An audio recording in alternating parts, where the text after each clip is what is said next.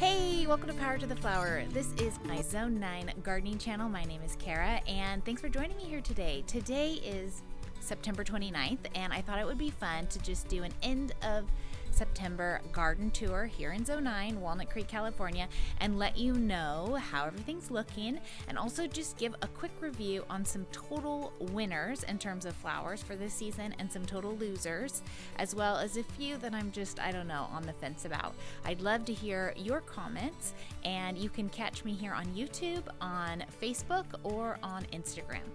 All right, let's go have a look around. All right, we're gonna start over here. You remember my new beverage table, and these are Lucky Lantern yellow abutilon plants that have totally bushed out. I love these plants. They're also called Chinese lantern flower plants, and you can see this one is just full of buds, full to the brim. This is a definite winner. I'd highly recommend the Lucky Lantern abutilon in any color that you can get your hands on as a winner. All right, moving right along.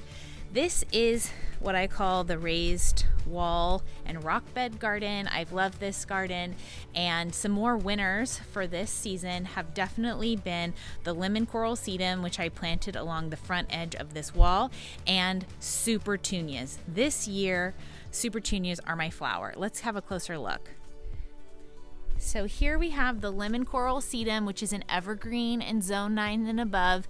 This little space here is from my dog, not from the plants lacking in any way, but this is where she runs in, and I'm working on that. But it's just bright chartreusey. Here's another place where she runs in.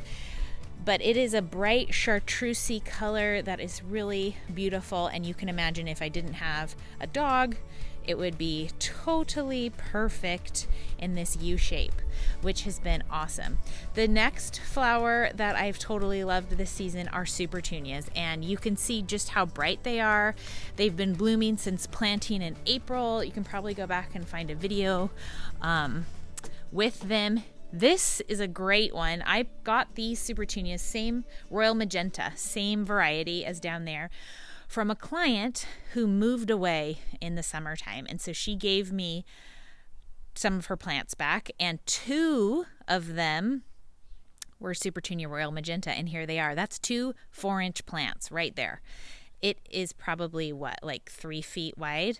It's an amazing show, and I love it so much. Supertunias, I have a video about their care on my YouTube channel that you can check out, specifically for us here in Zone 9 and above.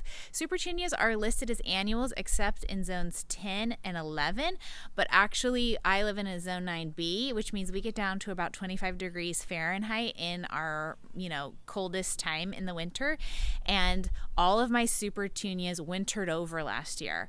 So behind me you can see there's some white and some purple. I think it's called royal purple, royal something, and the white one's snowdrift, basically white and purple. I have some Supertunia Vista bubblegum in the front, which also wintered over. So after last winter, I thought, great, I'm going Supertunia hard this year. I have been so impressed with them because they have bloomed all season, from April or whenever I planted them all the way to today, September 29th. The plant that I would say has been the big boo has been Calathea. So Calathea is kind of a mini version of a petunia. It looks like a mini version of petunia. I don't actually know if they're related. And let me show you mine. This one's supposed to be orange. It hasn't been blooming since June. It bloomed from about March till June. Here's another. This is supposed to be that color. This entire bit here is Calathea, no blooms. Oh, one bloom right there. Here's some more Calatheas. You can see some of the yellows blooming. There's a couple purple. But I mean, at one point in the spring, this whole thing was just a blanket of flowers. Let's see, there's some more over here. Oh yeah, you can look back on my David Austin Rose video. This was beautiful. There's 3 Calatheas in there, no blooms.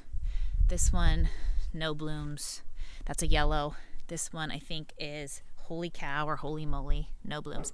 And like I said, no blooms for many months. So for me, in terms of Calathea versus Supertunias or petunia hybrids, definitely going to recommend Supertunias for a consistent show. Okay, so that's my first winner and loser. Next winner was definitely the David Austin rose. So I bought 5 David Austin bare root roses. I planted one in this pot. This one is called Strawberry Hill Climber, and I'm imagining it will eventually be covering this entire barricade here. There aren't a lot of new blooms on at the moment, but it's lovely, it's green, it's bushed out beautifully. I'm really excited about it. I had 2 raw dolls, one here, and one in this pot. This one is a little bit light green in the foliage, and I'm not sure. I'm going to give it some iron tone and see how we do with that. But both of these raw dolls have been super consistent in their reblooming efforts. I also have a Lady of Shalott climbing rose, and I'll put a picture on right here. Also beautiful, consistent, really happy with the way that these roses grew consistently and beautifully all season long, reblooming all of them. In terms of another loser, I would say that the loser was this pot over here in front of the Power to the Flower Shed. Let me show it to you. So this pot right here, I planted, I don't even know, with so many plants over the course of this season, including a climbing vine called Scandon's Joan Lorraine, which you can see is still barely alive, but everything else in this has rotted out. And currently I have a Japanese anemone, and it's going wrong. I also have, but what is totally working is the polka dot plant. These are typically houseplants or summer annuals, and they have totally done well in this shady spot.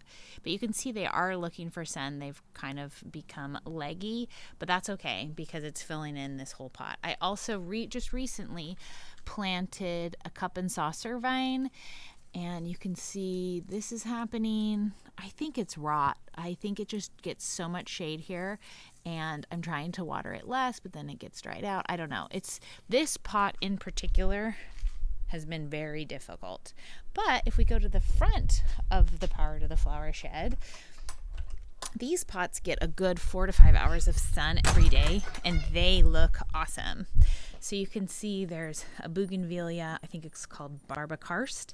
Here's the Scandon's Joan Lorraine. They've done really well. I had imagined them kind of going across here, but that's been tricky. In here is another petunia hybrid. This is a generic one. I think it was called Cinnamon. Here's a Calathea. Not much is happening. Here's another Calathea. This is a tick seed, which is filling out, but it needs to be deadheaded. I have a strawberry in here, a strawberry plant, another Calathea, and the beautiful Joan Lorraine vine. Look at this. So pretty with its little purple pops of color. Just a reminder, with all of my pots, I use a water-soluble fertilizer called Maxi Bloom every Sunday on all of my pots, and that seems to be the magic trick that really just keeps everything going. All right, so in terms of another winner that I would recommend for next season, and I'm definitely going to be using myself, these black leafed dahlias. So what I have here in the yellow version is Mystic Illusion. I also had planted behind it Mystic Haze, and here's one. And here's the second one. So the unfortunate thing with the dahlias is that they got some sort of disease. And if you're a dahlia person, I'd love to hear about it.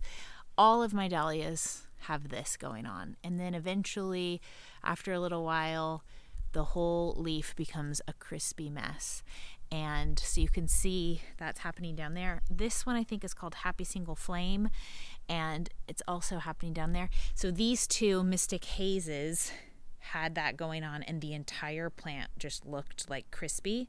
So I cut them back, and I think I did that at the beginning of August, maybe at the end, I don't remember.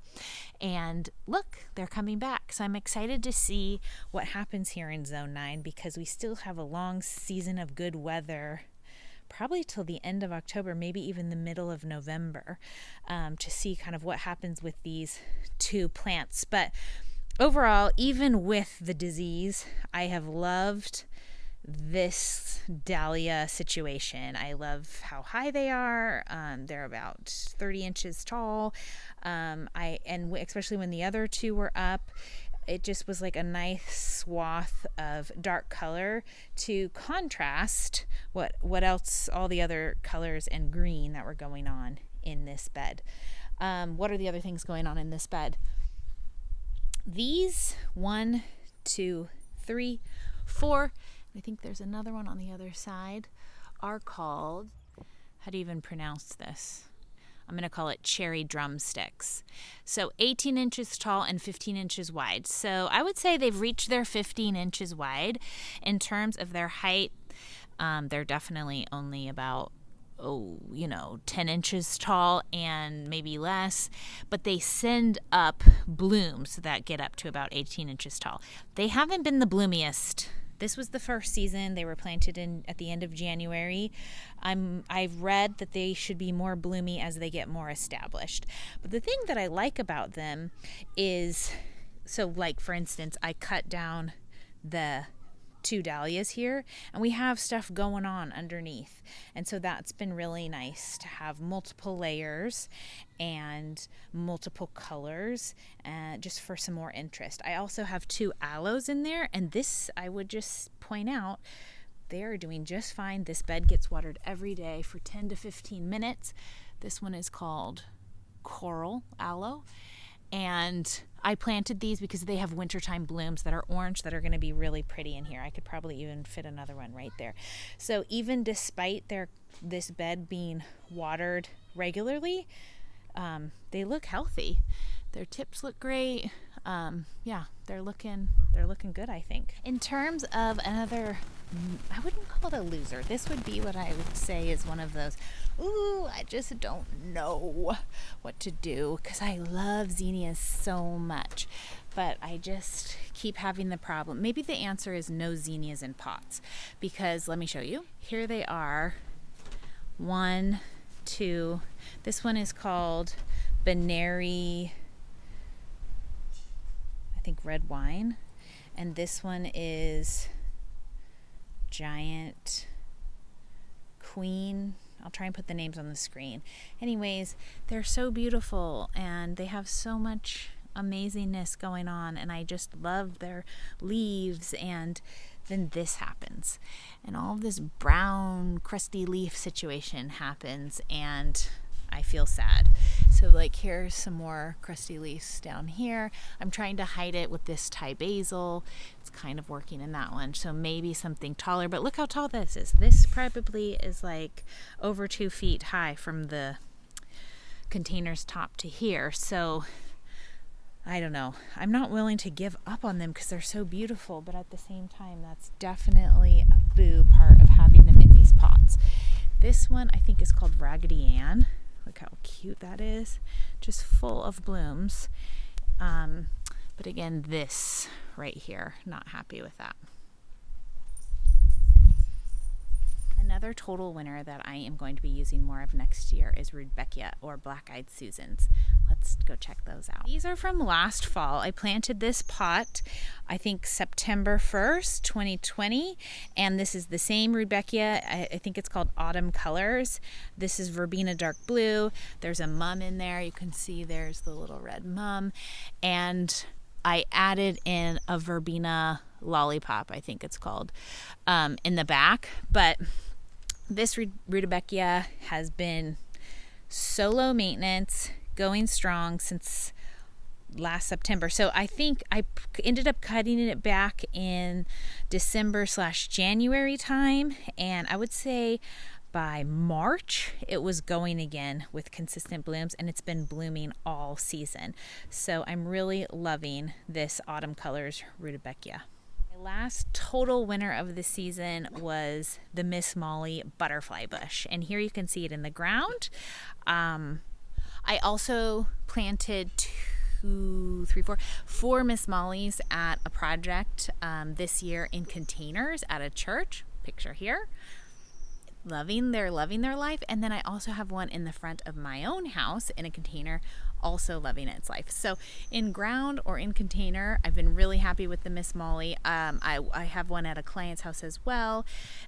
It loves sun. I love their hot pink blooms. It grows up to 5 feet tall, but I think it's like 3 to 5 feet. And so it's kind of just the perfect mid-size bush for our hot zone 9 area. So if we just move right along, these are Firelight Hydrangeas.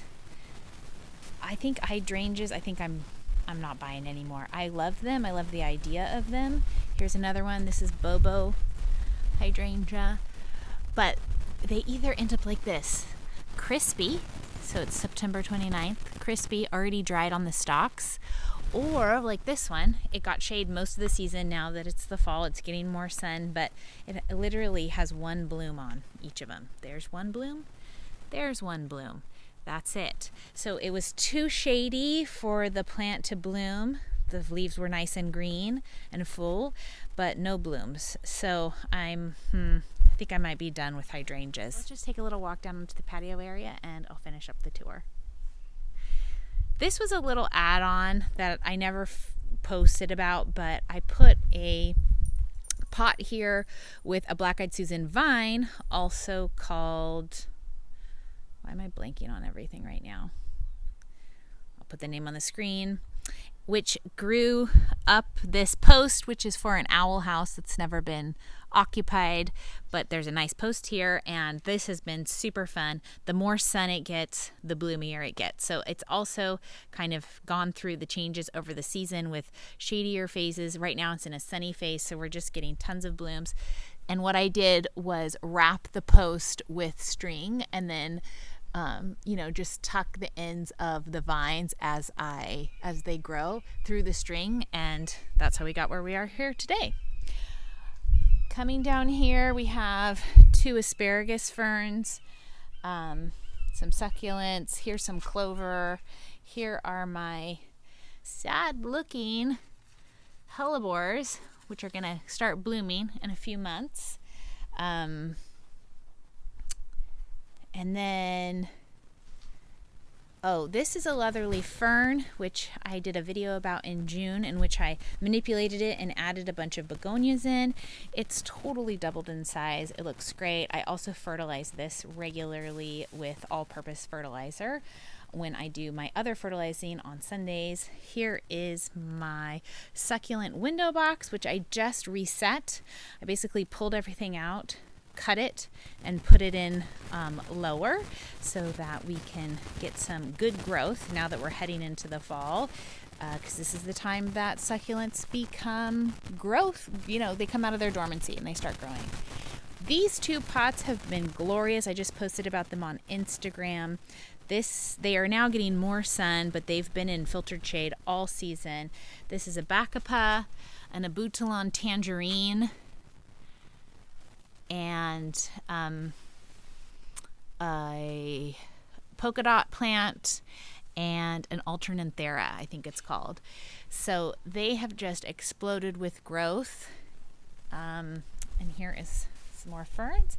And we're back at the beginning of the tour. I guess the other thing to show is the redwood tree rock bed area. These ferns I divided, I think, in January or December, and they're doing great. I also have been using plant tone around the bottoms of each of these in order to give them a lot of nutrients to get growing, and you can see all of the lime green new growth that they're putting out. So I think that fertilizer has been put to good use, and I've been doing that every couple months, probably every 2 months. The last thing I wanted to tell you is the lemon tree. I put up a follow-up on the lemon tree, I think last week when I talked about the table. And one thing I forgot to mention was after the video was over, my father-in-law came and we did this. Do you see that? He took a knife and he just cut a little bit above this node. And do you see what's happening? It's growing. This has a name. I'll put it on the screen. But what we're hoping is that this little growth right here will become a branch, because when you back out, you can see that this whole space in the back of the tree has no branches. So we have one branch down there. We have a few branches coming to the front. And then all the way from there to there, there's no branches. Since we're trying to fill out the back of this tree, we thought that it would be a good idea to try and promote growth in the middle of this long section right here. You can see there is some growth happening down here. You can imagine what's gonna happen. But also we did this little scratch in the tree above the node, which told the tree, oh no, there's a little heading cut, stimulate growth. And it is working, and we have that little teeny node starting to push growth. So that was like a lovely little trick that I thought I would share with you in terms of filling out the backside of this lemon tree. Thanks so much for joining me here on my Zone 9 gardening channel. You can catch me on Tuesdays with new videos on YouTube and Facebook, or little update pictures and follow-ups during the week on Instagram or Facebook. All right, thanks so much. See you in the next one. Bye.